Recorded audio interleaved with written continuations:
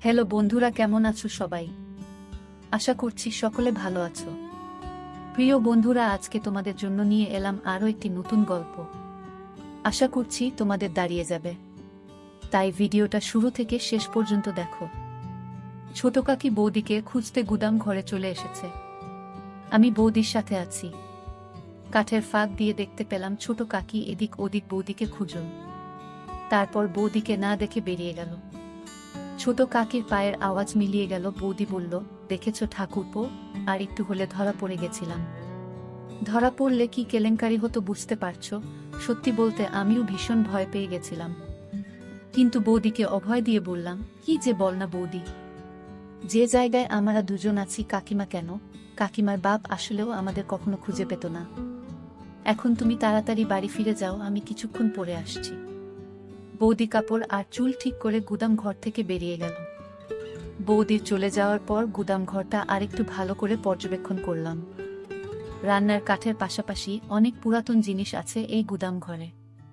একটা ভাঙ্গা খাটও দেখতে পেলাম, গুদাম ঘরের এক কোণায় পড়ে আছে। খাটটা মাটিতে নামিয়ে কন্ডিশন দেখার চেষ্টা করলাম। খাটের কন্ডিশন ভালো না, তবে কাজ চালানোর মতো ঠিকঠাক আছে। আমি ঠিক করে ফেললাম এই গুদাম ঘরেই মাকে নিয়ে এসে মনের বাসনা মিটাবো। আজ ছোট কাকির নাকের ডগায় বৌদিকে কাজ করে দিলাম, অথচ ছোট কাকি বুঝতেও পারল না। এর চাইতে নিরাপদ জায়গা আর হতে পারে না। এখন যেভাবেই হোক মামনিকে এখানে নিয়ে আসতে হবে। বৌদি যাবার 15 মিনিট পর আমি বাড়িতে ঢুকলাম। এই সময়টা বাড়ির সামনের লনে হাঁটাহাঁটি করলাম। তাড়াহুড়োয় মনের খায়েশ মিটল না। সকালে স্নানের সময় মাকে দেখার পর থেকে একটা ঘোরের মধ্যে ছিলাম। মা ছেলের স্বাভাবিক সম্পর্ক বারবার ভুলে যাচ্ছিলাম। পূজনীয় মাকে এক অপ্সরা নারী ছাড়া কিছুই চিন্তা করতে পারছিলাম না। নিজেকে থামাবার শত চেষ্টা যেন বিফল হয়ে যাচ্ছিল বারবার। আজ সকালে বড় কাকার কিছু অতিথি আসার কথা ছিল। সকাল পেরিয়ে দুপুর হলেও তাদের কোনো খবর নেই। দুপুরের শেষ দিকে মা আর নোলক দিদিকে পুকুর ঘাটে গোসল করতে দেখলাম। মা যখন পুকুর ঘাট থেকে উঠে এলো তখন আমি চিলেকোঠায় বসা। তাদের সম্পূর্ণ স্নান দেখে মনের মধ্যে তীব্র বাসনা জাগতে থাকে। রাতে সবার সাথে খেতে বসলাম। আমাদের খাওয়া মাঝামাঝি হলে শুনতে পাই কিছু অতিথি এসেছে। বড় কাকার যে বিজনেস পার্টনারদের আজ সকালে দেখা করার কথা ছিল, এরা হলেন তারা। এনারা সকালে এসে পৌঁছাতে পারেননি, কারণ রাস্তায় নাকি গাড়ি খারাপ হয়ে যায়। সেটা ঠিক করে রওনা দিতে একটু দেরি হয়ে যায়, ফলে তারা গাজীপুরের জ্যামে আটকা পড়ে। কিন্তু অসময়ে আসায় বড় কাকা তাদের সাথে এখন বৈঠক করতে পারবেন না। তাদের জন্য আজ রাতে থাকা খাওয়ার ব্যবস্থা করতে বললেন। কাজ হবে সকালে। অনাকাঙ্ক্ষিত এই অতিথিদের থাকার ব্যবস্থা করতে গিয়ে একটা ঘর কম পড়ে গেল। ঠিক হলো আজ রাতের জন্য আমি অন্য কোনো ঘরে ঘুমাবো। আমি মনে মনে মামনি বা বৌদির সাথে ঘুমানোর প্রার্থনা করতে থাকলাম। কিন্তু শুনতে পাই মা আর আমাকে এক ঘরে থাকতে হবে। খাওয়া শেষ করে রাত কাঁচা থাকতে আমি ঘরে চলে গেলাম। নিজেকে স্বাভাবিক রাখার চেষ্টা করছিলাম। কোনোভাবেই নিজের ভেতর ওসব জাগতে দিতে চাচ্ছিলাম না। মায়ের সাথে আগে অনেক থেকেছি, ঘুমিয়েছি অনেক রাত, তবে আজ রাতের ব্যাপার আলাদা। জ্বরের রাতের পর থেকে কিছু একটা বদলে গেছে আমার ভেতরে। স্বাভাবিক সম্পর্ক চিন্তা করতে পারছি না কেন যেন। মা হাতের কাজ শেষ করে ঘন্টা খানেক পর ঘরে আসলো। আমি মোবাইল ঘাঁটছিলাম। মা এসে কাপড় নিয়ে বাথরুমে চলে গেল। কিছুক্ষণ পর একটা নতুন শাড়ি পরে বের হলো। মায়ের রূপ দেখে আমার নিজের উপর নিয়ন্ত্রণ রাখা আরো কঠিন হয়ে পড়ে।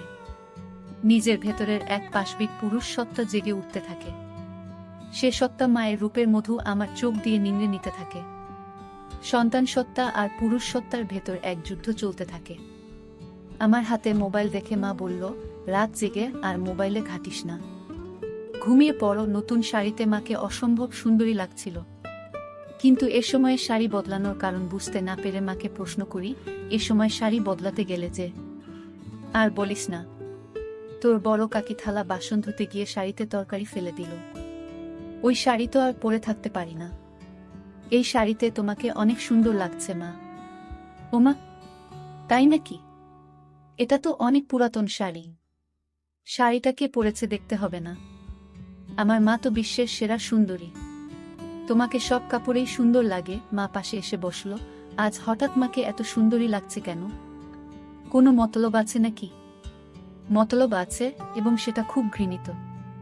আমি পেটের কথা পেটে রেখে বললাম, কি মতলব থাকতে পারে তুমিই বলো। সেটা তুই ভালো জানিস বাপু। দেখি আমাকে শুতে দে। সারাদিন হাড় ভাঙ্গা খাটুনি গেছে। হ্যাঁ, সে তো হবেই। বাড়িতে যতজন লোক সবার জন্য রান্নার কাজ করতেই তো বেলা শেষ হয়ে যায়। চাকরের কি দরকার? নিজেরাই তো সব কাজ নিতে পারি। হ্যাঁ, তাই তো। বউগুলোকে বিনে পয়সায় চাকরের মতো খাটাতে পারলে তো কাকাদের লাভই। তুই কাকাদের উপর খেপলি কেন রে? খেপলাম কোথায়? তোমার পা টিপে দেব মা? ওমা, আমার ছেলের সুমতি হলো দেখছি। এই তুই সত্যি করে মতলবটা বলতো। আহ মা, তুমি তখন থেকে কি মতলব মতলব শুরু করলে বলো তো? বলা নেই কওয়া নেই আমাকে সুন্দরী বলছিস, হুট করে আমার সেবা করতে চাচ্ছিস। ব্যাপারটা কি? ব্যাপার কিছু না। আমি জ্বরে পড়লে তুমি সেবা করেছিলে, সেখানে তোমার কি মতলব ছিল বলো শুনি? ওমা, মতলব থাকবে কেন? তুই আমার ছেলে, তোর অসুখে সেবা করব না আমি? তুই ছাড়া আমার আর আপন কে আছে? আমিও তো তাই বলছি। তুমি ছাড়া আমার আর আপন কে আছে? তোমাকে যে অসম্ভব ভালোবাসি। মা ইমোশনাল হয়ে পড়ে আমার কথা শুনে আমাকে ধরে কাঁদতে শুরু করে। মায়ের ছোঁয়া পেয়ে এ সময় পরাজিত হয় আমার সন্তান সত্তা। তখন আমি এক অন্য আমি হয়ে যাই। তীব্র লালসায় মাকে ধরি। কিছুক্ষণ পর মা আমাকে ছেড়ে দিয়ে আমার কপালে, গালে হামি দিতে থাকে। মায়ের চোখে কান্নার জল। আমি হাত দিয়ে মায়ের চোখের পানি মুছে দেই। মাকে বলি, তোমার জন্য আমি আছি মা। তোমার কোনো ভয় নেই, কোনো দুঃখ নেই। তোমার সব চাওয়া পাওয়া আমি পূরণ করে দেব। মা হাসার চেষ্টা করে বলল, আমার ছেলে দেখি বড় হয়ে গেছে।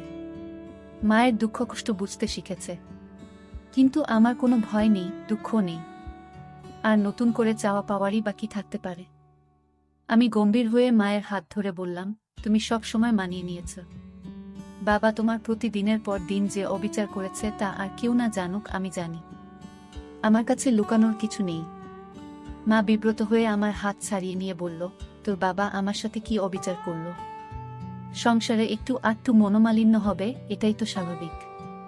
তোর বাবা একটু রাগী জানি, কিন্তু সে মানুষ খারাপ না। আমি মায়ের একটা গালে হাত দিয়ে বললাম, আমার জন্মের পরে বাবা তোমাকে ছুঁয়ে দেখেছে কি আদৌ? দিনের পর দিন তুমি বাবাকে পাবার জন্য বিছানায় ছটফট করতে, মা লজ্জা পেয়ে যায় আমার লাগামহীন নির্লজ্জ কথা শুনে। গাল থেকে আমার হাত ছটকা মেরে ছাড়িয়ে আমাকে ধমক দিয়ে বলে, কি সব আজেবাজে কথা বলছিস? তোর মুখে কি লাগাম নেই? মায়ের সাথে কিভাবে কথা বলতে হয় ভুলে গেছিস? আমি মায়ের দুই বাহু শক্ত করে ধরে মাকে বললাম, আজেবাজে কথা না মা। আমি যা বলছি তা এক বিন্দু মিথ্যা নয়। তুমি আমায় ছুঁয়ে বলো আমি ভুল বলছি। একথা বলে মায়ের একটা হাত আমার মাথায় রাখলাম। মা আমার মাথা থেকে হাত সরিয়ে নিয়ে বলল, তুই এসব কি শুরু করলি? আমি মায়ের হাত আবারও মাথায় নিয়ে এসে বললাম, আমার দিব্যি বলো আমি ভুল বলছি। মা মুখ নিচু করে চোখের জল ফেলতে থাকো। আমি মায়ের আরো কাছে এসে বসলাম। দু হাতে মায়ের গাল ধরে মায়ের মুখ উঁচু করলাম।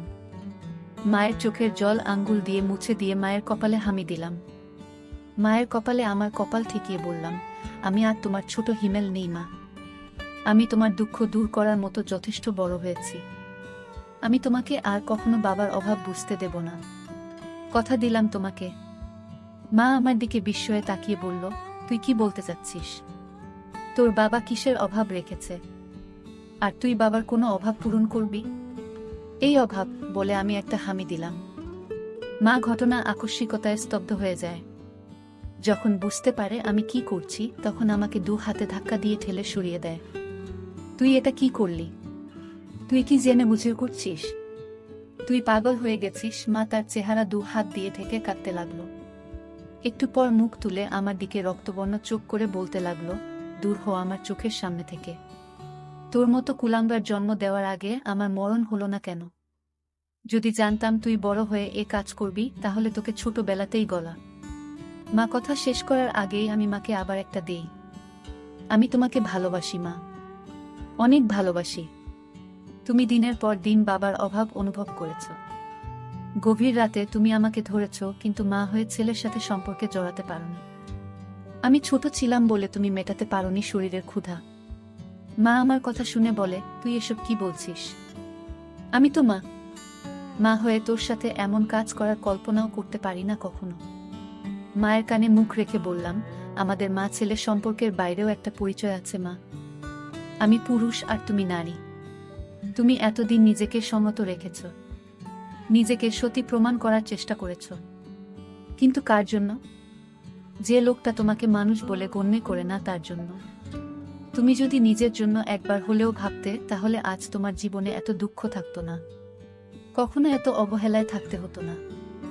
মা আমার বুকে মাথা লুকিয়ে বলতে থাকে, কিন্তু তুই আমার ছেলে, আমি কখনো এত বড় পাপ করতে পারবো না, আমাকে ছেড়ে দে তুই। আমি নিজেকে আটকাতে পারছি না মা, তোমার পরশ পেয়ে আমি পাগল হয়ে গেছি। তুমি অপরূপ সুন্দরী, তোমার মায়া আমাকে পাগল করে দিচ্ছে। মা বলল, তুই এমন করিস না, তোর পায়ে পড়ি, আমাকে এত বড় পাপের ভাগীদার করিস না তুই। আমি তোর বিয়ের ব্যবস্থা করে দিব। আমি হাত বুলাতে লাগলাম। সমাজ সংসার ধর্মের ভয়ে এই নিষিদ্ধ সম্পর্কে জড়ানো থেকে মন প্রাণ দিয়ে নিজেকে আটকাতে চাইছে মা, কিন্তু আমি জানি দেহের ক্ষুধার কাছে মনের বাধা এক অনুপরিমাণ বাধা দিতে পারবে না। মাকে সবসময় পূজনী দেবীর সাথে তুলনা করে এসেছি, আজ এই দেবীর সাথে এমন ঘৃণিত কাজ করতে আমার বিবেকেও বাধছে। কিন্তু ওই যে দেহের ক্ষুধার কাছে পরাজয় হয়েছে বিবেকের। মা চোখ বন্ধ করে আছে, চোখে পানির রেখা ছাপ ফেলে গেছে। মায়ের নাকের ফুল ঘন ঘন ছোট বড় হচ্ছে। আমি মায়ের চিবুক ধরে মুখ উঁচু করে ধরলাম। মা চোখ খুলল না, ঘন ঘন নিঃশ্বাস নিতে থাকল। মায়ের বিছানার পাশের টেবিলে সিঁদুরের কৌটা দেখতে পেলাম। এক হাতে কৌটাটা তুলে নিলাম। কৌটা থেকে সিঁদুর নিয়ে মায়ের ফাঁকা সিথিতে পরিয়ে দিতেই মা চোখ খুলে ফেলে। হিমেল, বাবা তুই কি করছিস এসব? সিঁদুর পরিয়ে দিলি আমায়, আর কোনো সংকোচ নয় মা, তোমায় সিঁদুর পরিয়ে নিজের বউ করে নিলাম। সিঁদুর পরালেই কেউ বউ হয় না, সমাজের সামনে অগ্নিকে সাক্ষী করে 7 পাক ঘুরতে হয়, আজীবন সাথে থাকার প্রতিজ্ঞা করতে হয়। তুই আমাকে নিয়ে যা করতে চাচ্ছিস সেটা পাপ, তোকে বাধা দেবার ক্ষমতা আমার নেই। এ পাপ তুই করিস না বাপ আমার, আমাকে আর অসতী করিস না। আমি শাড়ির আঁচল তুলে মায়ের মাথায় ঘুমটা দিয়ে দিলাম। মার চোখ অশ্রুতে টলটল করছে। আমি মাকে বললাম, তুমি আদর্শ মা, আদর্শ বউ, কিন্তু বাবা তোমার আদর্শ স্বামী হতে পারেনি। যে সমাজ এতদিন তোমাকে উপেক্ষিত করে দেখেছে, আমি মানি সে সমাজের নিয়ম। ঘরে জ্বলতে থাকা মাটির প্রদীপটা মেঝেতে রাখলাম। মাকে বিছানা থেকে নামিয়ে হাত ধরে প্রদীপের চারপাশে 7 পাক ঘুরলাম। তারপর আমার গলা থেকে সোনার চেনটা খুলে মায়ের গলায় পরিয়ে দিলাম।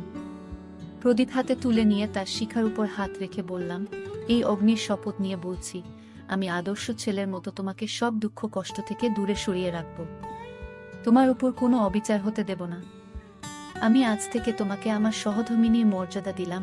এরপর মাকে বললাম, অগ্নিকে সাক্ষী করে 7 পাক ঘুরেছি, মঙ্গলসূত্র পরিয়ে দিয়েছি, এবার আর কোনো দ্বিধা নয় মা। শাস্ত্রমতে তুমি আজ থেকে আমার বিয়ে করা বউ। মায়ের চোখ বেয়ে জল গড়ে পড়তে থাকল। নিজের বিবেকের সাথে মা এখনো সন্ধি করতে পারছে না, আবার ভালোবাসার কাঙ্গালিনী মায়ের প্রতি আমার ভালোবাসাকে ফেলেও দিতে পারছে না। তারপর আমাদের মাঝে শুরু হলো আদিম যুদ্ধ। চেয়ে দেখি মায়ের চেহারায় পরিতৃপ্তির ছাপ। আমি মাকে জিজ্ঞাসা করলাম, কেমন লাগলো মা? মা আমার দিকে ক্ষণিক তাকিয়ে মুখ ঘুরিয়ে নেই। মা মুখ ঘুরিয়ে ফুপিয়ে কেঁদে ওঠে। তারপর এ আমি কি করলাম? হায় ভগবান, আমার সর্বনাশ হয়ে গেল। নিজের পেটের ছেলের কাছে ক্ষণিকের সুখের জন্য নিজেকে বেচে দিলাম। ভগবান, আমাকে ক্ষমা করো বলে আমার দিকে পিঠ ফিরে কাঁদতে থাকে।